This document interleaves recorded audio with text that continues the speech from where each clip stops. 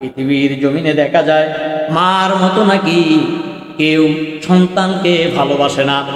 আমরা এমন একটা জমানায় পৌঁছে গেছি, কুত্তাও ভালো আছে, হিংস্র পশুরাও ভালো আছে, তারা তাদের সন্তানকে মুখে করে নিয়ে ঘোরে।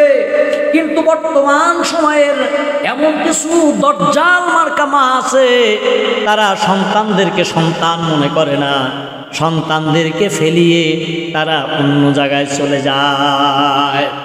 চ্যানেলটি সাবস্ক্রাইব করে আমাদের সঙ্গেই থাকুন। এই ঢাকার ভিতরে এক মহিলা তার স্বামীকে অত্যাচার করে বাড়ি থেকে বের করে দিল। কিছুদিন পরে স্বামীটার প্যারালাইসিস হলো। প্যারালাইসিস হওয়ার পরে এই স্বামী কোথায় যাবে, কোথায় খাবে, তার কোনো ঠিকানা নাই। হঠাৎ করে রাত্রে একদিন আমার বাসায় চলে আসলো, বলল, ভাইজান, আমার স্ত্রী আমাকে তো ঘর থেকে বাহির করে দিল। আমি তখন তারে নিয়ে ওই স্ত্রীর কাছে, তার স্ত্রীর কাছে চলে গেলাম।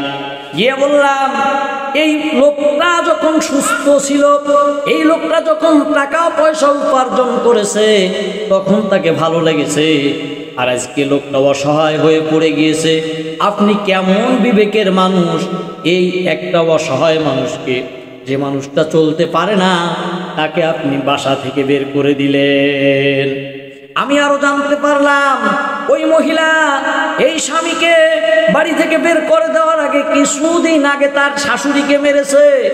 শাশুড়ি ওই যে তার পুত্র বইয়ের হাতে মার খাওয়ার পরে রোগে আক্রান্ত হয়, ওই শাশুড়ি দুনিয়া থেকে চিরবিদায়ী হয়ে যায়। শেষ পর্যায়ে সর্বশেষ যে ঘটনা ঘটিয়েছে, স্বামীকে বাড়ি থেকে বের করে দেওয়ার পরে সে গার্মেন্টসে চাকরি করে। তার বাচ্চার বয়স হলো 2 বছর। 2 বছর বাচ্চাকে কোথায় ফেলে চাকরি করবে? এক মহিলার অধীনে রেখে চাকরি করে। ওই মহিলাকে মাসে 3000 টাকা দেয়।